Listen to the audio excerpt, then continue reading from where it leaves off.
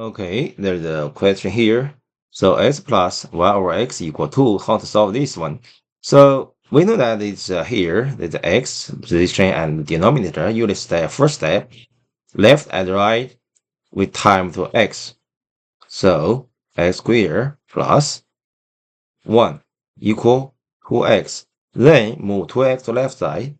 X squared minus 2x plus 1 equal 0. So, here we can use the formula.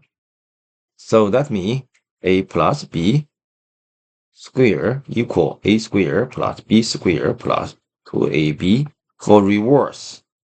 If something to a squared plus b squared plus 2ab, so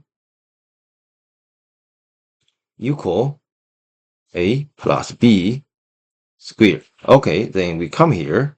So x squared minus 2x plus y squared equals 0.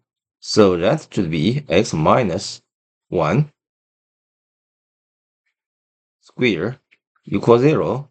So x minus 1 equals 0 because here exponent is 2. So that be x equal x1 equal x2 equal 1. So this is the solution. Don't forget here, because this exponent is 2, so their solution should be 2, but two solutions is the same because his exponent is 2.